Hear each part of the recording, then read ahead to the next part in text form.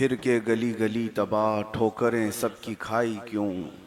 दिल को जो अक्ल दे खुदा तेरी गली से जाए क्यों।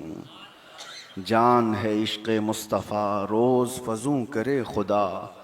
जिसको हो दर्द का मज़ा नाज़े दवा उठाए क्यों। अज़ीज़ान गिरामी वक़ार,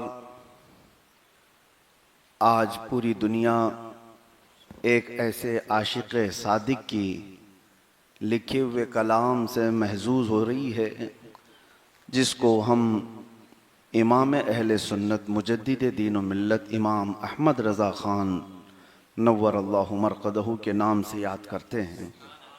अल्लाह ताला का ये बर्रे सग़ीर के मुसलमानों पर बड़ा एहसान है, बहुत बड़ा एहसान है। नबी करीम सल्लल्लाहु ताला अलैहि वसल्लम की ये ख़ास इनायात हैं। मैं ये समझता हूँ मेरे अजीज़ों कि उस वक्त में उन्होंने बेड़ा उठाया आला हज़रत इमाम अहमद रज़ा ख़ान हैं, जिस वक्त उम्मत की नैया भंवर के शिकार हो चुकी थी। एक ऐसे तूफ़ान में हम घिरे हुए थे जहाँ अक़ीदा बचाना मुश्किल था। उस वक्त हमारे अक़ीदों की हिफाजत किया अपने कलम से, अपनी ज़ुबान से, अपने अफराद से। 100 साल गुज़रने के बाद आज तक अल्हम्दुलिल्लाह वो ईमान की गर्मी हर सुन्नी में मौजूद नज़र आती है। हिंदुस्तान क्या, पाकिस्तान क्या, बांग्लादेश और आसपास के उर्दू ज़ुबान बोलने वाले तकरीबन मुसलमानों में एक अक़ीदे की पुख्तगी पैदा करने का काम किया।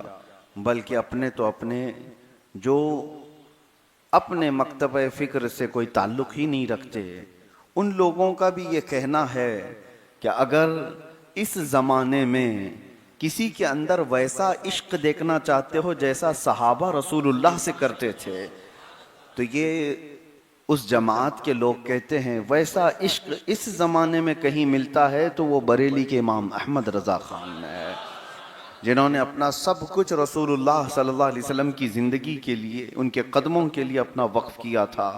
अपने दिल का है उन्हीं से आराम, कहते हैं अपने दिल का है उन्हीं से आराम, सौंपे हैं अपने सारे उन्हीं को काम। लो लगी है कि उस दर के ग़ुलाम चाह रहे दर्द रज़ा करते हैं। आप बहुत सारे कमालात वालों को देखे होंगे। कल ही मैं पढ़ रहा था मिर्ज़ा गालिब भी एक बड़े शायर गुज़रे हैं, डॉक्टर इकबाल भी बड़े शायर गुज़रे हैं, दाग दहलवी एक बड़े शायर गुज़रे हैं। शायरों की एक बड़ी जमात है, लेकिन मिर्ज़ा गालिब की बहुत सारी चीज़ें मशहूर हैं। 75% मिर्ज़ा गालिब के लिखे हुए कलाम अपने ज़माने के बड़े नवाबों के लिए या उस ज़माने के बड़े गवर्नर जो लोग थे उनकी शान में लिखे हुए कसीदे 75% हो जाते हैं। अक्सर हिस्सा कलामात उनके कलामों का वो उस ज़माने के बड़े लोगों की तहनीयत में है। इसलिए कि ज़माना था, आज भी है। शायर लोग, दूल्हा बैठा हो तो सेहरा उसकी शान में पढ़ते हैं, कोई सेठ साहब हो तो उसकी शान में शेर पढ़ेंगे। क्यों? कुछ नजराने मिलते हैं। जिसकी शान में शेर और शायरी करी जाएगी वो निकाल कर गड्डियां उसके ऊपर फेंकता है। तो शायर का मिजाज है, बरसों से यही चलता आ रहा है। तो उस जमाने में भी शोरा ने यही अपनाया, आज भी चल रहा है। लेकिन शेर व शायरी के मैदान में कि इनकलाब बर्पा करने वाली ज़ात इमाम अहमद रज़ा ख़ान की है। कलम उठाया और कहा मेरा ये कलम किसी और की तारीफ में नहीं होगा, मैं गदा हूँ अपने करीम का। करुमद है अहले दुवल रज़ा, पड़े इस बला में मेरी बला, मैं गदा हूँ अपने करीम का, मेरा दीन पा रहे ना नहीं। जहाँ जहाँ आपके कसीदे आप देखें तो एक इश्क झलकता हुआ नज़र आएगा, कमाल की मोहब्बत नज़र आएगी। मैं आला हज़रत इमाम अहमद रज़ा ख़ान फ़ाज़िल बरेलवी रहमतुल्लाहि तआला अलैह के मुतालिक, क्योंकि कल आपका उर्स मुबारक भी है, इसलिए अर्ज़ कर रहा हूँ कि हर सुन्नी नौजवान को सुनी सुनाई बातों पर नहीं, पढ़ करके समझने की ज़रूरत है। फैली हुई बातें बहुत हैं दोनों तरफ से। सुन्नियों में भी, देवबंदियों में भी बहुत सारी बातें फैली हुई हैं, और अक्सर का ख्याल ये है कि ये बातें ऐसी जो फैली हैं यही होगा। उस जमात में कुछ और बातें फैली हैं, इस जमात में कुछ और बातें फैली हैं। मैं दावत फिक्र देता हूं, अल्लाह ताला ने अगर अक्ल और सलीका अता किया है तो पहले पढ़ो और फिर समझो कौन क्या कह रहा है, इससे नहीं। कुछ सुन्नी जो होंगे वो बहुत बड़ा चढ़ा करके भी बोल रहे होंगे, गलत बातें भी कह रहे होंगे। होता है जज्बात में, बहुत सारे लोग चूहे को शेर कह रहे हों, जमीन को आसमान कह रहे हों, चींटी को हाथी कह रहे हों। ये मुबालगा आराइयां भी होती हैं, और कभी दुश्मनी में भी आदमी यही काम करता है। बहुत छोटी सी चीज हो रही होगी लेकिन उसको बहुत बड़ा चढ़ा करके बोल रहा होता है। तस्वीर कुछ और होगी, उसका बयान कुछ और कर रहा होगा। तो दोनों, इसीलिए मैं कहता हूं साफ नजरी के साथ जो आला हजरत को पढ़ेगा, ऐसा हो ही नहीं सकता कि उसके इश्क रसूल नजर ना आए। दुश्मनी भी हटाओ, और झूठी मुबालगा आराइयां अगर आपको लगती हैं तो वो भी हटाओ। आप खालिस उनकी किताबें उठाओ और उनको पढ़ो। जो बच्चा 8 साल की उम्र में 2.5 घंटे रसूलुल्लाह की सीरत पर बयान करता हो, उलमा की महफिल में, आप अंदाजा करें अल्लाह ताला की अता नहीं है तो और क्या हो सकती है। आपको पता है सिर्फ 14 साल की उम्र में वो मुफ्ती हो चुके थे और पहला फतवा उन्होंने लिखा है। 14 साल की उम्र में तो अभी बच्चे खड़े होने के काबिल भी नहीं नजर आते हमारे, और वो 14 साल की उम्र से फतवा नवीसी शुरू कर चुके थे। उनसे सवालात उम्मत के हालात पर किए जाते और वो तशफ़ी बख्श दलाइल के साथ जवाब लिख रहे थे। और यही काम उन्होंने अपनी जिंदगी के आखिरी वक्त तक किया, जिसकी बड़ी शाहकार हमारे सामने फतावा रज़विया की शक्ल में 30 बड़ी जिल्दों के साथ मौजूद है। जिंदगी भर उन्होंने जो लिखा। लेकिन सबसे बड़ा किरदार मेरे अजीजों, आपको एक बात मैं बताता हूं, उनके बहुत सारे कमालात बयान किए जाते हैं। अल्लाह ने गजब की जहानत दी थी, बहुत मजबूत हाफजा, एक बार जो देख लिया उसको कभी नहीं भूलते, और ये भी पता नहीं रहता कि कब पढ़ते थे। पूरी दुनिया में आज कुरान के मानी कुरान के तर्जुमे के लिए ऑथेंटिक तर्जुमा कंजुल ईमान की शक्ल में मशहूर है। हर सुन्नी के घर में होना भी चाहिए। यह तर्जुमा कुरान का आला हजरत का किया हुआ है, कंजुल ईमान। इसमें ईमान का खजाना है ही, लेकिन मैं आपको बताऊं ऐसा ऑथेंटिक तर्जुमा जिसमें गलतियां ढूंढने के लिए दूरबीन लगा करके लोग बैठे रहे और निकालने की कोशिश करते रहे। आज तक कोई ऐसी चीज निकाल कर नहीं लाए कि ये तर्जुमा गलत हुआ है, फला ऐसा कर दिया, फला वैसा कर दिया। हालांकि मैं आपको 2-3 एग्जाम्पल बता दूं, दूसरे तर्जुमे भी मार्केट में मिलते हैं आज, और क्या से क्या मार दिया है लोगों ने। कुरान तो कुरान है, उसको नहीं बदला जा सकता, लेकिन तर्जुमा करने वाला डंडियां मार सकता है। कुछ भी लिख दिया। एक साहब ने लिखा, इन्ना फतहना लका फतहम मुबीना, सूरह फतह है, 26वें पारे की सूरह है, जिसका मैं तर्जुमा आपको करता हूं। ऐ महबूब, हमने आपको रोशन फतह अता की। इन्ना फतहना लका फतहम मुबीना, हमने आपको रोशन फतह अता की। आगे का जो मसला है वही सबसे बड़ा है। लियगफिर लकल्लाहु मा तक़द्दम मिन ज़ंबिका व मा तअख़्ख़र, अल्लाह ने कुरान में फरमाया, और उसका तर्जुमा करने वाले साहब ने कहा, इसलिए हमने आपको रोशन फतह अता की ताकि आपके अगले पिछले गुनाह हम माफ कर दें। लियगफिर लकल्लाहु, ताकि अल्लाह आपके अगले पिछले गुनाहों को माफ कर दे। ये तर्जुमा मौजूद है। किसी अजनबी के हाथ में ये आए और वो ये हमसे पूछे कि बता तेरे रसूल के अगले पिछले गुनाह कौन से हैं जिसको माफ करने की बात अल्लाह कर रहा है।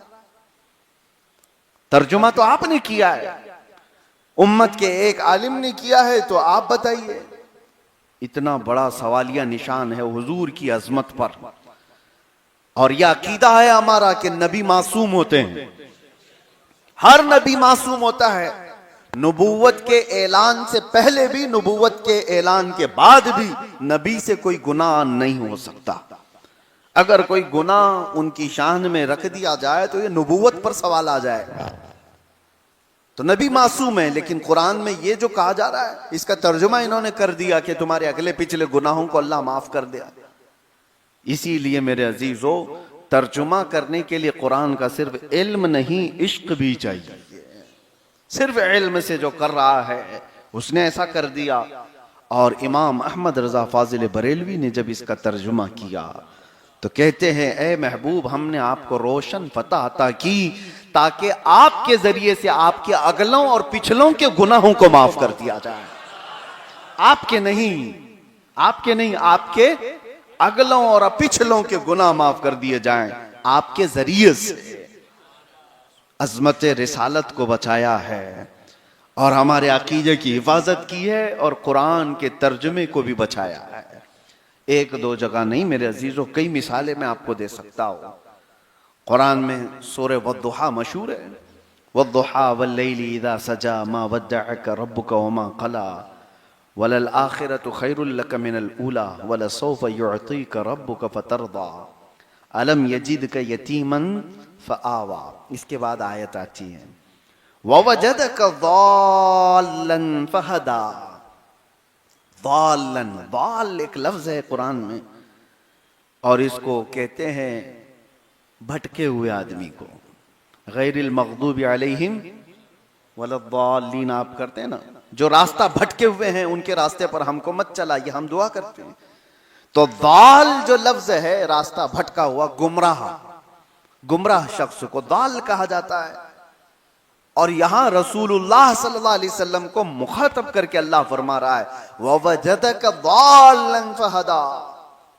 इसका तर्जुमा एक मौलाना साहब ने यूं कर दिया, क्या रसूल, हमने आपको रास्ते से भटका हुआ पाया तो आपको हिदायत दी। आपको रास्ते से भटका हुआ पाया तो हमने हिदायत दे दी। फहदा, तर्जुमा तो उन्होंने कर दिया, लफ्ज का तर्जुमा लफ्ज के साथ कर दिया जाता है। लेकिन मेरे अजीजों, अक्सर ऐसा होता है कि हू पहू एक लफ्ज का तर्जुमा दूसरी जुबान में वैसे ही नहीं होता। उसके लिए दूसरे मुहावरे होते हैं, दूसरे अल्फाज होते हैं। इंग्लिश को ही ले लो आप, इंग्लिश में हर जो वर्ड है उसका सेम टू सेम उर्दू में नहीं किया जा सकता, कुछ चीजें बदली जा सकती हैं, मुहावरे होते हैं। लेकिन इसका ख्याल नहीं किया जिन्होंने तर्जुमा किया, कर तो दिया, ए रसूल, हमने आपको रास्ते से भटका हुआ पाया तो आपको हिदायत दे दी।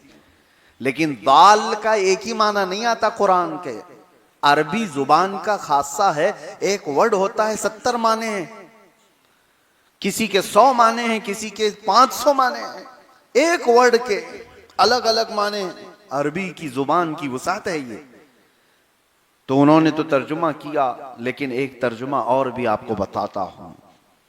एक होता है रास्ता भटका हुआ, लेकिन एक होता है अपने आप में गुम हुआ। कैसे? किसी की मोहब्बत ऐसे गालिब आ गई, किसी की मोहब्बत ऐसी गालिब आ गई। आप अपने घर से निकले थे कि मुझे मिलना है अपने मुर्शिद को, और मोहब्बत इतनी गालिब थी मुर्शिद की कि वो रास्ता देख ही नहीं रहा है, चले जा रहा है, चले जा रहा है। तो उसको गुमराह नहीं कहते, वो किसी की मोहब्बत में गुम है, अपने आप में। वो रास्ते का भटका हुआ नहीं है, वो किसी की मोहब्बत में अपने आप में गुम है। गुम होना अपने आप में अलग है, गुमराह होना अलग है। अब आला हज़रत फाजिल बरेलवी ने जब इस आयत का तर्जुमा किया तो यूं कहा, ऐ महबूब, हमने आपको अपनी मोहब्बत में खुद रफ्ता पाया तो अपनी तरफ रास्ता दिखा दिया। ये है गुमराह आपने कह दिया, और एक तरफ एक आशिक सादिक कह रहा है, नहीं ए रसूल, हमने आपको हमारी मोहब्बत में खुद रफ्ता पाया तो अपनी तरफ रास्ता दिखा दिया। तर्जुमा करने के लिए भी इश्क के उस मंजिल पर पहुंचना जरूरी है जहां मकाम नबूवत का अदब मलहूज रहे। मेरे अजीजों, इमाम अहले सुन्नत फाजिल बरेलवी के इस तर्जुमे के बारे में जो मैं कह रहा हूं, जहानत पर मुझे बात करनी थी, इसलिए कि ये जो तर्जुमा है जो पूरी दुनिया के सुन्नी मुसलमानों का ईमान का खजाना, कंजुल ईमान का मतलब ही होता है ईमान का खजाना, हर मस्जिद में मौजूद है, हर घर में मौजूद है, लेकिन इसको लिखा कब, कितनी मेहनत लगी। इनके शागिर्द रशीद मौलाना अमजद अली सदरुल शरिया रहमतुल्लाह ताला अलैह फरमाते हैं, हम फतवा लिखते थे, आला हजरत के शागिर्द हैं। एक बार मैंने जिक्र किया आला हजरत से कि हुजूर कुरान के तर्जुमे की भी बहुत सख्त जरूरत है, आप तर्जुमा भी फरमा दें। आला हजरत ने फरमाया, मौलाना वक्त नहीं रह गया, बहुत कम रह गया है, फतवा नवीसी, किताबों की तस्नीफ व तालीफ, बहुत सारी चीजों में वक्त निकल जाता है, वक्त बहुत कम रह गया। फिर भी कहा आपकी ये ख्वाहिश है तो इसका एहतराम किया जाएगा। एक काम करें, रोजाना दोपहर के खाने के बाद जो सुन्नत है कैलुला करना, सोना, थोड़ी देर सोना हुजूर की सुन्नत है, आला हज़रत करते थे।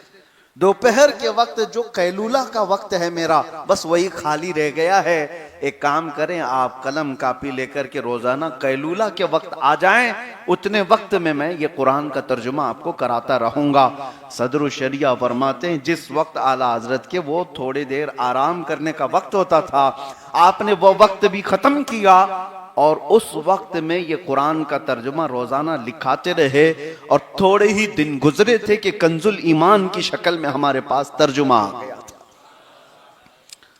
वो कुरान का तर्जुमा करने के लिए कितनी किताबें, कितनी तफसीरें लेकर बैठना होगा, लेकिन वो अपने कैलुला के वक्त कुरान का तर्जुमा कराते रहे और अल्लाह ने उनके कलम को गलतियों से भी महफूज कर दिया। अज़ीज़ान गिरामी वक़ार, ये सब बातें जो मैं कह रहा हूँ, उनका कमाल, उनका इल्म, उनका तक़वा, उनकी तारत, उनकी जहानत, ये सब चीज़ें ये कसबी नहीं होती, कमाई हुई नहीं होती। ऐसे ऐसे आपको मैं बताऊं जहानत के उनके किस्से। एक साहब मौलाना आए, काकोरवी साहब, उन्होंने हुजूर सल्लल्लाहु अलैहि वसल्लम की शान में एक मेराज का कसीदा लिखा था और उसमें काशी, गंगा जल सबके जिक्र मौजूद थे। तशबीह देने के लिए शायर कहता है कि उन्होंने कुछ अशार लिखे और आला हज़रत के पास आए और कहा, मैंने कुछ अशार मेराज के वाक़े पर लिखे हैं हुजूर की शान में। तो आला हज़रत ने पहला ही शेर पढ़ा, उसके बाद रखा, कहा कि ठीक है बैठे आप, असर की अजान हो गई। कहा नमाज पढ़ने के लिए जाते हैं।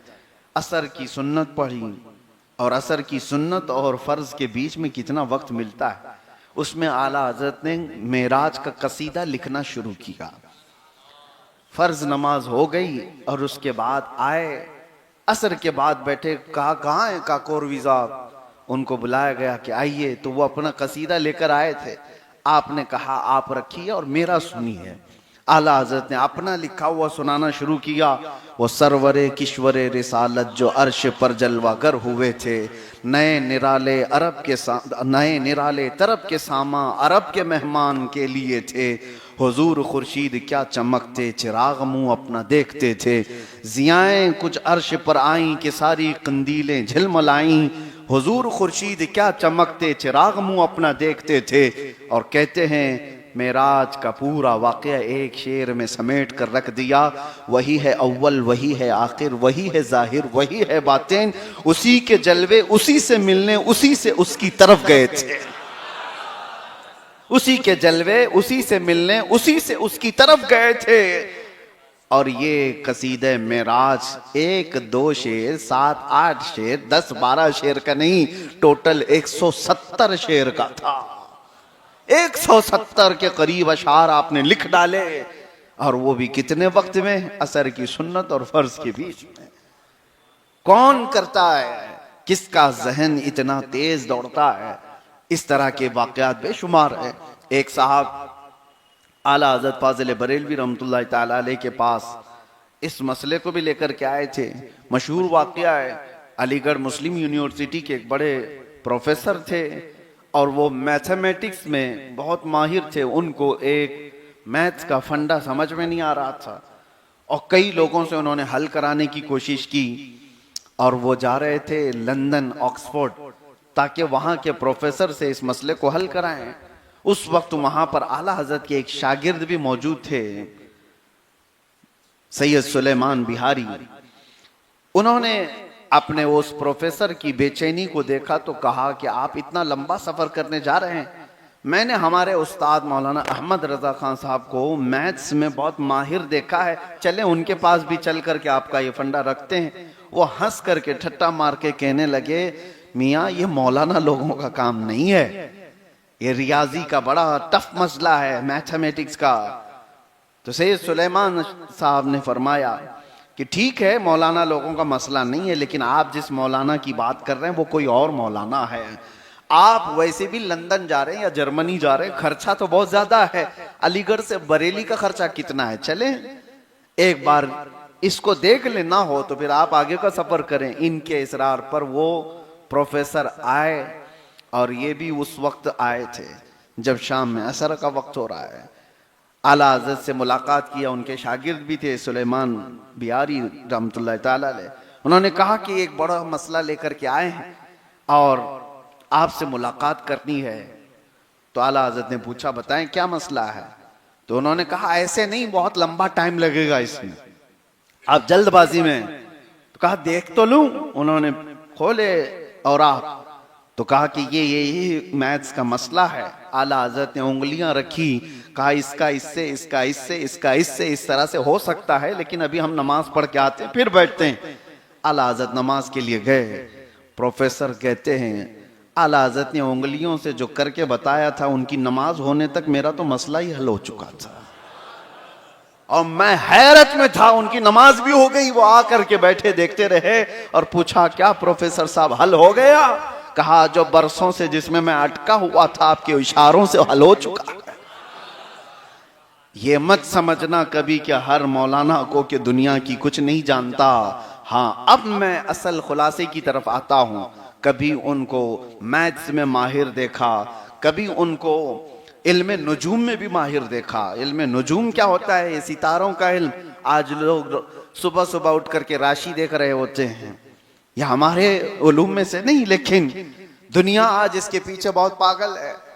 सुबह ही उठते ही उनको स्टार देखने होते हैं, सितारा देखना होता है, आज कौन कहाँ बैठा हुआ है, किसको क्या कर रहा है, किसको देख रहा है। सितारों के मुतालिक एक बड़ी दुनिया है, इसको कहते हैं इल्म नुजूम। नुजूमी जो है तारों को देख करके बहुत सारी चीजें बयान करते थे, वो भी इल्म है। लेकिन हमारे यहाँ इस्लाम में उस पर यकीन करना नाजायज और हराम है। बसा औकात आदमी कुफ्र भी कर जाता है। लेकिन सितारों के जरिए से बहुत सारी चीजें की जाती हैं, रास्ते तय किए जाते हैं। मशरिक व मगरिब मालूम किया जाता था, बारिश के, धूप के औकात भी मालूम होते थे। सितारों के जरिए से नमाजों के औकात भी मालूम किए जाते थे। ये सब चीजें सितारों पर डिपेंड थी। एक मौलाना साहब, मौलाना फारूक गालिबन उनका नाम है, वो इल्म नुजूम में बड़े माहिर थे। आला हज़रत के पास आए और उन्होंने कहा कि मैं इल्म नुजूम में कुछ महारत रखता हूं। तो आला हज़रत कुछ लिख रहे थे और बैठे बैठे आपने कहा, अच्छा मौलाना, आपके इल्म नुजूम के एतबार से आप बताएं कि बरेली में अभी बारिश कब हो सकती है। तो उन्होंने निकाला, जायचे बनाए, इस तारे का उस तारे में, उस तारे का इस तारे में, सब जो राशि होती है, जिसको आज हिंदी में अगर अलग कहा जाता है, शनि है, मंगल है, पता नहीं क्या क्या चीजें हैं, उसके अरबी में भी बहुत सारे नाम हैं, तकरीबन सब जुबानों में ये मिलते हैं। मौलाना साहब ने जायचा निकाल करके कहा, अभी मेरे इस जायचे का जो नतीजा निकला, रिजल्ट निकला, उस एतबार से अगले हफ्ते बल्कि 2 हफ्तों तक बारिश का कोई नामो निशान है ही नहीं, बारिश नहीं आएगी, क्योंकि सितारों का इल्म यही बता रहा है।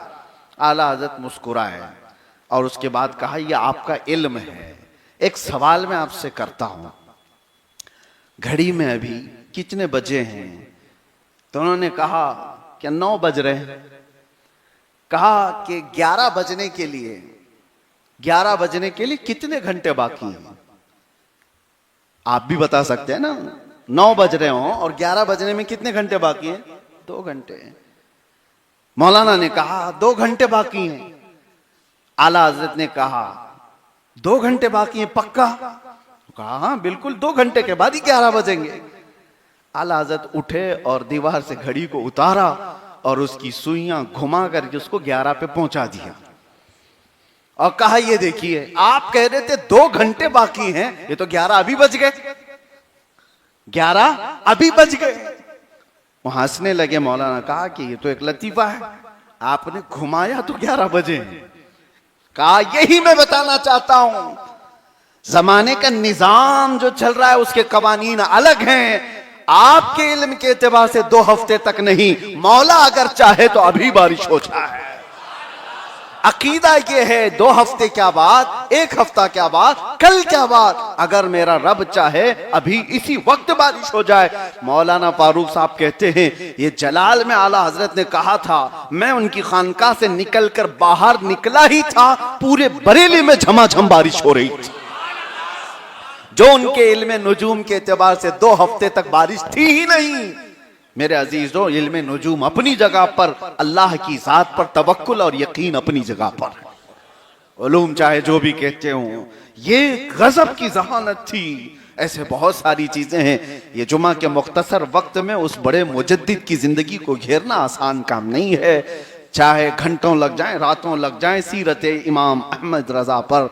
मेरे अजीजों, ये सब कमालात जो मुझे बताने थे, एक ही उसका नुक्ता है, जहानत मिली है, तकवा मिला है, तहारत के इमाम बने हैं, कलम की ताकत मिली है, जुबान में अल्लाह ने असर दिया है। ये सारी चीजें एक वजह से है। वजह क्या थी कि इमाम अहमद रजा फाजिल बरेलवी का अकीदा, उनका मसलक, उनका अमल, उनकी चाल चलन, सब कुछ इस शेर में थी। उन्हें जाना, उन्हें माना, न रखा गैर से काम, लिल्लाहिल हम्द मैं दुनिया से मुसलमान गया।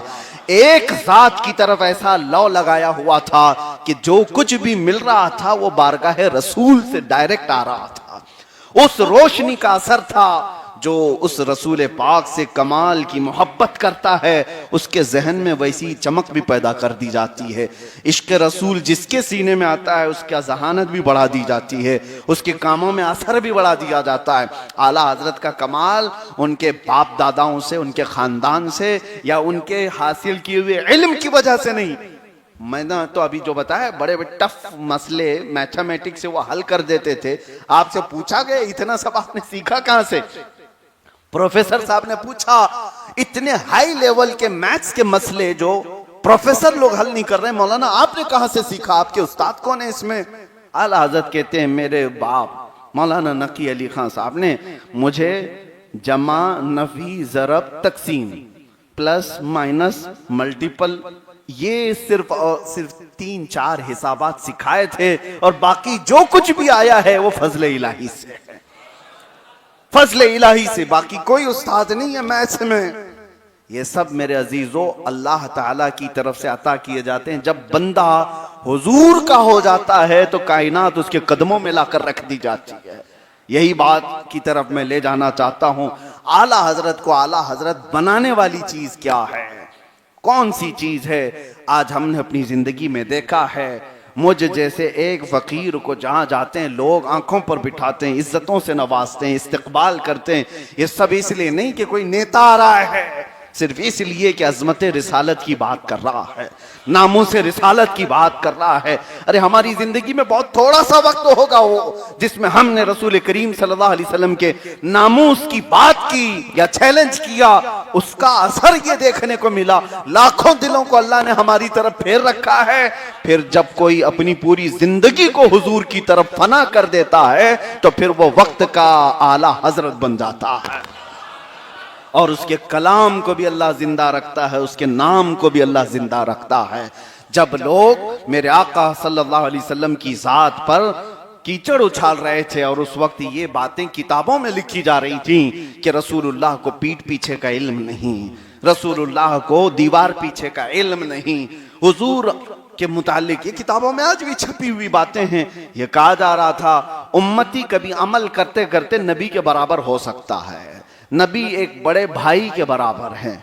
ये भी लिख दिया गया कि वो एक डाकिया, एक पोस्टमैन की तरह हैं, अल्लाह का पैगाम लाया, बंदों तक पहुंचाया। जैसे एक डाकिया, एक पोस्टमैन खत लाता है और फिर उसका काम खत्म हो जाता है, रसूल के बारे में ये तक कह दिया गया कि वो पोस्टमैन की तरह, एक कासिद की तरह है। अल्लाह का पैगाम लाया, उम्मत को पहुंचा दिया। किसी ने कहा मरकर मिट्टी में मिल गए माज़अल्लाह, जैसे सारे लोग मिल जाते हैं। कई ऐसे ख्यालात, कई ऐसे यानी वाहियात किताबों में बकी जा रही थी। उस वक्त मेरे अजीजों, ईमान तजल्जुल का शिकार था। सादा लोह मुसलमान उन मौलवियों की बातें माने जो अंग्रेजों की तनख्वाहें ले करके ये लिख रहे थे। उस वक्त आला हज़रत के कलम ने हमारे अकीदे को संभाला और कहा ना, वो मत कहो जो ये कह रहे हैं, ये कहो सरवर कहूँ कि मालिक व मौला कहूँ तुझे, बाग़े खलील का गुले ज़ैबा कहूँ तुझे, हैरान हूँ मेरे शाह मैं क्या क्या कहूँ तुझे, लेकिन रज़ा ने ख़त्म सुखन इस पे कर दिया, खालिक का बंदा खल्क का आका कहूँ तुझे। रसूलुल्लाह के लिए अकीदा सिखाया। तुम ऐसे ना कहो जैसे वो कहते हैं, बल्कि अपने रसूल के लिए यूं कहो, या रसूल अल्लाह करूं तेरे नाम पे जान फिदा, न बस एक जान दो जहां फिदा, दो जहां से भी नहीं जी भरा, करूं क्या करोड़ों जहां नहीं। हुजूर के लिए जीना सीखो। जब कभी कोई दूसरों की तारीफ कर रहा हो तो तुम अपने नबी की शान में यूं कहो, वो कमाल हुस्न हुजूर है कि गुमान नक्स जहां नहीं, यही फूल खार से दूर है, यही शम्मा है कि धुआं नहीं। आप पूरा मशहूर जमाना सलाम पढ़ते होंगे, मुस्तफ़ा जाने रहमत पे लाखों सलाम, शमे बज़ में हिदायत पे लाखों सलाम। इसमें एक एक अज़ू पर हुजूर के किसी ने ऐसा नहीं किया। रसूलुल्लाह के एक एक पार्ट, बदन के हिस्से के मुंह पर आपने सलाम लिखा है और उसकी तासीर बताई। रसूलुल्लाह की निगाहों की बात आई तो कहा जिस तरफ उठ गई दम में दम आ गया। उस निगाह इनायत पे लाखों सलाम। उस इमाम से पूछो रसूलुल्लाह के कान मुबारक कैसे थे, तो कहते हैं दूर व नजदीक के सुनने वाले वो कान, काने लाले करामत पे लाखों सलाम। अरे रसूलुल्लाह की ये भवें कैसी थी, तो कहते हैं जिनके सजदे को मेहराबे काबा झुकी, उन भवों की लताफत पे लाखों सलाम। और पेशानी मुबारक कैसी थी, तो कहते हैं कि जिसके माथे शफाअत का सहरा रहा, उस जबीने सआदत पे लाखों सलाम। रसूलुल्लाह के हाथ कैसे थे, तो कहते हैं हाथ जिस समत उठा गनी कर दिया, मौजे बहरे समाहत पे लाखों सलाम। अरे रसूलुल्लाह की जुबान कैसी थी, आला हज़रत कहते हैं वो जुबान जिसको सब कुन की कुंजी कहें, उसकी नाफिज हुकूमत पे लाखों सलाम। पेट मुबारक, शिकम मुबारक कैसे, कहते हैं कुल जहां मिल्क और जौ की रोटी ग़िज़ा, उस शिकम की कनाअत पे लाखों सलाम। अरे हुजूर के कदम कैसे थे, कहते हैं खाई कुरान खाके गुजर की कसम, उस कफे पा की हुर्मत पे लाखों सलाम।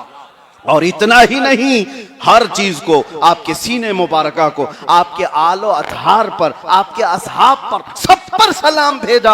और आखिर में फिर ये भी कहा एक मेरा ही रहमत में दावा नहीं, शाह की सारी उम्मत पे लाखों सलाम। ये सलाम मकबूल बारगाह रसूल है। इसीलिए मेरे अजीजों, आला हजरत को पढ़ करके समझो, सुन करके नहीं। जब पढ़ करके समझोगे तो तुम्हारा रुआं रुआं बोलेगा कि नहीं, किसी ने हमारे दिल में ऐसा पिलाया है, फिर तुम्हें किसी की बात सुनने की जरूरत ही नहीं। तुम्हारी जुबान से बेइख्तियार ये जुमला निकलेगा, डाल दी कल्ब में अजमत मुस्तफा, डाल दी कल्ब में अज़मत मुस्तफ़ा, सैयदी आला हजरत पे लाखों सलाम। बाकी रही बात, नफरत करने वाले हर जमाने में रहे, रसूलुल्लाह को गालियां देते हैं, सहाबा को गालियां देते हैं, औलिया को गालियां देते हैं, आला हजरत को गालियां देने वाले भी रहे, अपने जमाने में भी और बाद में भी, लेकिन उससे होता कुछ नहीं। सूरज पर थूकने वाले अपने मुंह पर ही थूकते हैं, सब उनसे जलने वालों के गुल हो गए चिराग, अहमद रजा की शम्मा फरोजा है आज भी। इंशाअल्लाह ये सुबह क़यामत तक रहेगी। वजह क्या है, अपने बाप दादाओं की बात करने वाले सो गए, रसूलुल्लाह की बात करने वाले हमेशा अमर रहे। उनकी जिंदगियां अल्लाह महफूज रखता है, सहाबा की सीरतें अल्लाह महफूज रखा है। रसूलुल्लाह की शान में पढ़े गए कसीदे अल्लाह महफूज रखता है। इसीलिए हमारे पास जितनी जिंदगी बाकी है मेरे अजीजों, यही करके जाओ। कल क़यामत के दिन जब उठाया जाए तो तुम्हारा उन लोगों में नाम ना आए, बल्कि नाम आए हुजूर के आशिकों में। कब्र में मुनकर नकीर भी झंझोड़ कर उठाएं और पूछें रसूलुल्लाह के बारे में क्या कहता था, तो ये आए काएं कहने वाले लोगों में से ना हो। अगर आला हजरत को पढ़ता था तो झूम कर मुनकर नकीर से भी कहेगा इनके बारे में पूछते हो क्या कहते थे, हम तो ये कहते थे सारे अच्छों में अच्छा समझिए जिसे, है उस अच्छे से अच्छा हमारा नबी। इंशाअल्लाहुल अज़ीज़ अल्लाह ताला हमारे अकीदे को महफूज रखेगा। और हर सुन्नी नौजवान की बार के लिए ये मेरी नसीहत है कि आला हजरत को पढ़ो और अपने बच्चों को पढ़ाओ और ये मुंतकिल करो और अपने ईमान की हिफाजत करो। व आखिरु दावाना अनिल हम्दुलिल्लाहि रब्बिल आलमीन। अस्सलामु अलैकुम।